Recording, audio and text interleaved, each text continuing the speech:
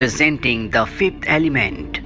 इस कहानी की शुरुआत होती है सन 1914 से, जहां पर हमें मिस्र के पिरामिड के अंदर एक आर्कियोलॉजिस्ट को दिखाया जाता है जो अपने असिस्टेंट बिली के साथ होता है। आर्कियोलॉजिस्ट को दीवारों पर बने चिन्हों से पता चलता है कि बहुत जल्दी दुनिया खत्म होने वाली है।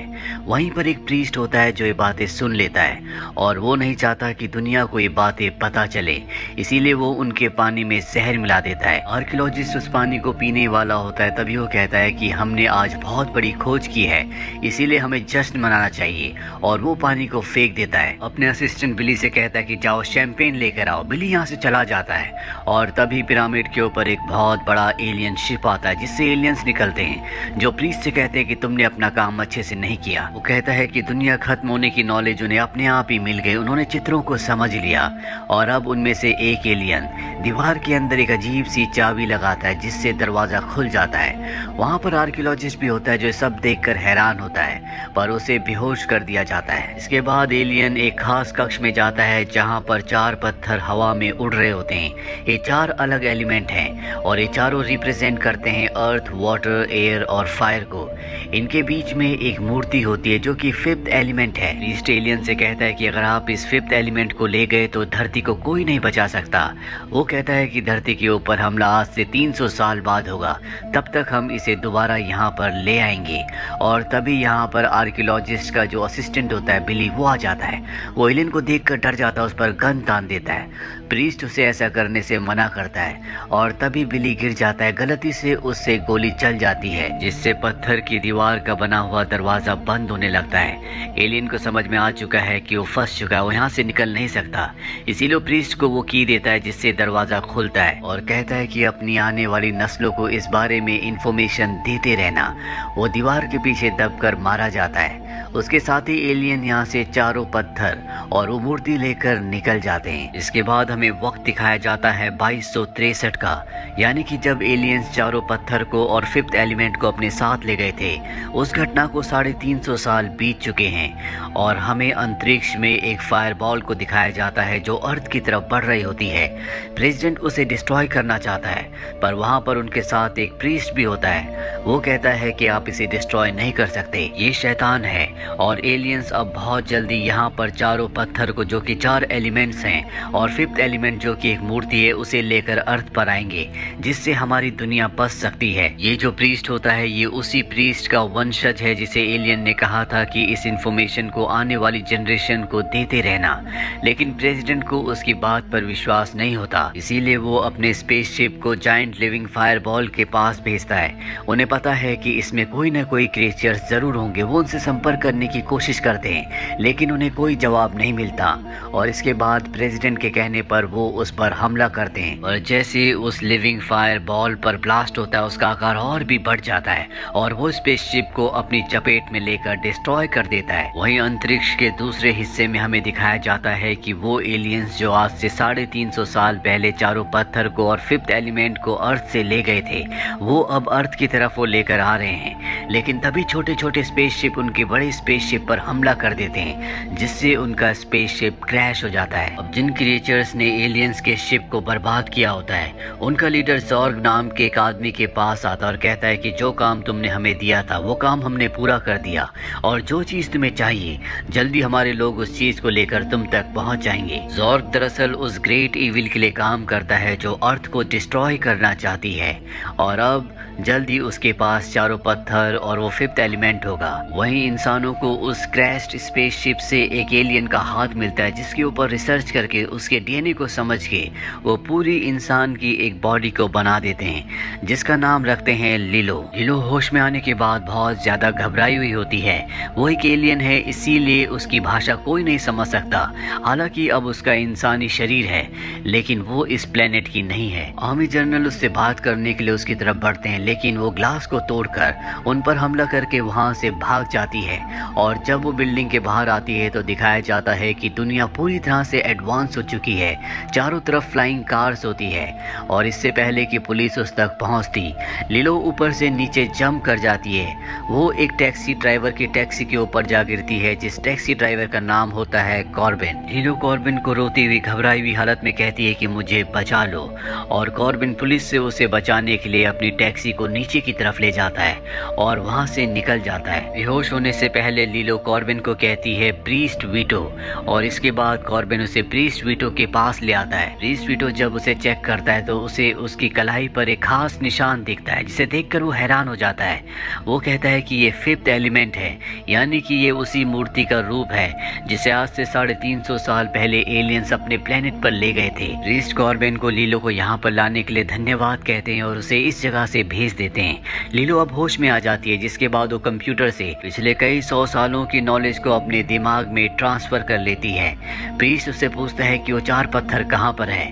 लीलो बताती है कि हमें पहले से पता था कि ऐसा कुछ होने वाला है, इसीलिए उन 4 पत्थर को पैराडाइज नाम के एक प्लेनेट पर एक सिंगर के पास सुरक्षित छोड़ दिया गया है। ये सुनकर प्रीस्ट को तसल्ली होती है, यानी कि अब भी धरती को बचाया जा सकता है। वहीं हमें जॉर्ग को दिखाया जाता है, जिसके पास वो क्रिएचर्स 4 बॉक्सेस को लेकर आते हैं, जिसके लिए जॉर्ग ने उन सबको हायर किया था। इन बॉक्सेस के बदले वो उन्हें हथियार देता है, और अब जब वो बॉक्सेस खोलता है तो वो खाली होते हैं। इससे जॉर्ग को गुस्सा आता है। वो क्रिएचर्स को कहता है कि इसमें पत्थर नहीं है। वो कहते हैं कि तुमने हमें सिर्फ बक्से लाने के लिए कहा था। जॉर्ग गुस्सा होकर यहाँ से निकल जाता है, और उसके निकलते जैसे एलियंस लाल बटन को दबाते हैं तो ब्लास्ट हो जाते हैं। दरअसल जॉर्ग ने उन्हें इस बारे में नहीं बताया होता कि उन्हें लाल बटन नहीं दबाना।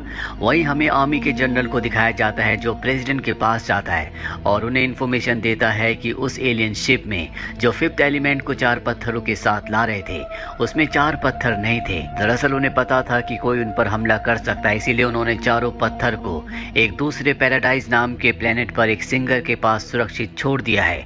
प्रेसिडेंट कहते हैं कि इस बारे में किसी को पता नहीं चलना चाहिए।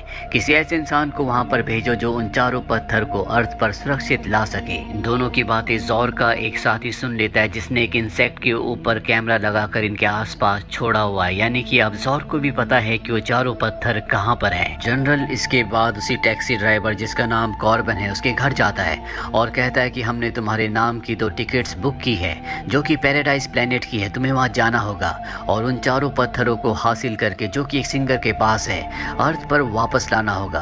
तभी डोर बेल बजती है और डोर पर होती है लीलो। वो जानता है कि लीलो यहाँ पर जनरल को और उसके साथियों को देखकर भाग जाएगी, इसीलिए वो उन्हें फ्रिज के अंदर छुपा देता है। जब वो दरवाजा खोलता है तो उसके साथ प्रीस्ट भी होता है, जो उस पर गन तान देता है। उसे पता है कि जनरल ने कॉर्बिन को पैराडाइज की 2 टिकट्स दी हैं और वो उन्हीं टिकट्स को हासिल करने के लिए यहाँ पर आया है। तभी यहाँ डोर पर कुछ पुलिस वाले आ जाते हैं जो जॉर्ग के आदमी है, इसीलिए कॉर्बिन इन दोनों को भी छुपा देता है। और जॉर्ग के जो आदमी यानी कि पुलिस वाले हैं, वो कॉर्बिन के घर पर नहीं बल्कि दूसरे के घर पर डोर बेल बजाते हैं, क्योंकि उसने अपनी नेम प्लेट बदलकर दूसरे यानी कि नेबर के घर पर लगा दी थी। वहाँ पर जो लड़का होता है वो उसे पकड़ कर ले जा रहे होते हैं। तभी कुछ क्रिएचर्स आते हैं जो उन पर हमला करके उस लड़के को अपने साथ ले जाते हैं। दरअसल अब ये उन 4 पत्थर को हासिल करके जॉर्ग से बदला लेना चाहते हैं, क्योंकि जॉर्ग ने इन्हें धोखा दिया, इनके साथियों को मारा है। इसीलिए उस लड़के को कॉर्बिन समझकर अपने साथ ले जाते हैं। वहीं अब कॉर्बिन घर के अंदर आकर प्रीस्ट को और लीलो को बाहर निकालता है, पर प्रीस्ट पीछे से उसके ऊपर हमला करके उसे बेहोश करके उसकी टिकट लेकर यहाँ से निकल जाता है। कॉर्बिन को जब होश आता है तो फ्रिज का दरवाजा खोलता है, जहाँ पर उसने जनरल को छुपा कर रखा था, पर अब जनरल पूरी तरह से जम चुका है। वो जनरल और उसके साथी को उसी जगह छोड़कर सीधा उस जगह आ जाता है जहाँ से पैराडाइज के लिए एक एयरशिप निकलने वाला है। वहाँ पर जो प्रीस्ट का बेटा है वो लीलो के साथ पैराडाइज प्लेनेट जा रहा होता है, लेकिन तभी कॉर्बिन वहाँ पहुँच जाता है और वो कहता है कि लीलो का वो हस्बैंड है, इसीलिए वो उसके साथ जाएगा। उसे लीलो के साथ जाने दिया जाता है, और जब प्रीस्ट को पता चलता है कि कॉर्बिन लीलो के साथ चला गया तो वो एक चाबी निकालता है। ये वही चाबी है जो आज से 350 साल पहले एलियन ने प्रीस्ट के दादा के दादा के दादा को दी थी। अब प्रीस्ट अपने बेटे को चाबी देकर उस एयरशिप में चला जाता है। इस एयरशिप में कॉर्बिन और लीलो उस तरफ जा रहे हैं जहाँ पर वो सिंगर है जिसके पास वो 4 पत्थर है। ये सारे के सारे एयरशिप से एक फ्लाइंग होटल तक पहुँच जाते हैं। दरअसल इस वक्त वो सिंगर इसी फ्लाइंग होटल में परफॉर्म करने के लिए आई होती है। जॉर्ग भी यहाँ पर उस जाइंट लिविंग फायरबॉल प्लेनेट, जो कि एक शैतान का प्लेनेट है, उसके कहने पर पत्थर को हासिल करने के लिए पहुंच चुका होता है। और अब परफॉर्मेंस शुरू होती है, जहां पर सिंगर को दिखाया जाता है जो कि एक एलियन है। और जब वो परफॉर्म कर रही होती है, ठीक उसी वक्त वो क्रिएचर जो कि जॉर्ग से बदला लेना चाहते हैं, वो उस सिंगर के कमरे में जाकर उस पत्थर के बॉक्स को ढूंढना शुरू कर देते हैं जिसके अंदर पत्थर है। उन्हें बॉक्स मिल जाता है, पर तभी लीलो उन पर हमला कर देती है और उनसे बॉक्स छीन कर बाहर निकलती है। वो देखती है कि उसके सामने जॉर्ग है जो उसे गन पॉइंट पर ले लेता है। लीलो उसकी तरफ बॉक्स फेंकती है और भागने की कोशिश करती है, लेकिन उस पर वो कई गोलियां चलाता है। हालांकि वो भागने में कामयाब हो चुकी है, लेकिन अब वो घायल हो जाती है। वहीं सभी क्रीचर्स को दिखाया जाता है जो चारों तरफ हमला कर देते हैं और इसी हमले में सिंगर को गोली लग जाती है। कॉर्बिन सिंगर के पास जाता है जो अपनी आखिरी सांसें ले रही होती है। सिंगर कहती है कि लीलो जख्मी है, तुम्हें जल्द से जल्द उसे पिरामिड लेकर जाना होगा और चारों पत्थर मेरे अंदर हैं। इसके बाद उसकी मृत्यु हो जाती है। कॉर्बिन उसके अंदर से चारों पत्थर निकाल लेता है। वहीं हमें जॉर्ग को दिखाया जाता है जो इस फ्लाइंग होटल में बॉम्ब लगाकर अपने एयरक्राफ्ट में चला जाता है, लेकिन वहां जब वो बॉक्स खोलता है तो उसके अंदर पत्थर नहीं होते, जिससे वो पूरी तरह से डिसअपॉइंट होता है और वापस पत्थर को हासिल करने के लिए इस फ्लाइंग होटल में आ जाता है जहां पर उसने बॉम्ब लगाया है। यहाँ कॉर्बिन और लीलो की एक साथ ही देख लेती है कि यहाँ पर टाइम बॉम्ब लगा हुआ है, इसीलिए वो सबको बता देती है, जिससे चारों तरफ अफरा तफरी मचना शुरू हो जाती है। कॉर्बिन कई सारे क्रीचर्स को मारता हुआ आगे बढ़ रहा होता है। साथ ही वो उस जगह पहुंच जाता है जहां प्रीस्ट को इन क्रीचर्स के लीडर ने पकड़ा होता है, लेकिन कॉर्बिन उनके लीडर को मार देता है, जिससे सारे के सारे क्रीचर्स डर जाते हैं। और अब कॉर्बिन जख्मी लीलो को उठाकर प्रीस्ट के साथ अपने फ्लाइंग ऑब्जेक्ट तक पहुंच जाता है। वहीं जॉर्ग को दिखाया जाता है जो उस बॉम्ब को रोक देता है, लेकिन क्रीचर्स ने यहाँ पर दूसरे बॉम्ब को ऑन कर दिया होता है, जिससे एक ब्लास्ट होता है और पूरा का पूरा फ्लाइंग होटल तबाह हो जाता है। लेकिन कॉर्बिन अपने साथियों के साथ निकलने में कामयाब हो जाता है। वो सीधा उसी पिरामिड में जाता है जहां पर आज से कई साल पहले वो चारों पत्थर और फिफ्थ एलिमेंट था। ये लीलो को फिफ्थ एलिमेंट की जगह रखते हैं और चारों पत्थरों को अपनी जगह, लेकिन यहाँ पर कुछ भी एक्टिवेट नहीं होता। और तभी इन्हें याद आता है कि ये जो चारों पत्थर है ये हवा, पानी, आग और धरती का प्रतीक है। इसीलिए कॉर्बिन उनमें से एक पत्थर पर फूंक मारता है, जिससे वो एक्टिवेट हो जाता है। जो प्रीस्ट होता है वो एक पत्थर पर पसीना डालता है, वो भी एक्टिवेट हो जाता है। प्रीस्ट का बेटा एक पत्थर के ऊपर मिट्टी डालता है, वो भी एक्टिवेट हो जाता है। लेकिन इनको अब एक पत्थर के लिए आग चाहिए। कॉर्बिन के पास एक मैच बॉक्स होता है जिसमें एक ही मैच स्टिक होती है। वो उसे जलाकर उस पत्थर के ऊपर ले जाता है, जिससे वो भी एक्टिवेट हो जाता है। और अगले पल लीलो के शरीर से तेज रोशनी निकलती है, जिससे वो शैतानी प्लेनेट जो अर्थ को तबाह करने के लिए अर्थ की तरफ बहुत तेजी से बढ़ रहा होता है, वो वहीं पर रुककर पूरी तरह से जम जाता है, यानी कि वो निर्जीव हो जाता है। इसका मतलब ये है कि शैतान का अंत हो चुका है। इन्होंने चारों पत्थरों को और फिफ्थ एलिमेंट को उनकी जगह पर स्थापित कर दिया है। इस वजह से धरती जो कुछ ही मिनट्स में खत्म होने वाली थी वो पूरी तरह से बच जाती है। और इसी के साथ ये फिल्म, ये कहानी यहीं पर खत्म हो जाती है। उम्मीद करते हैं कि ये कहानी आपको पसंद आई होगी।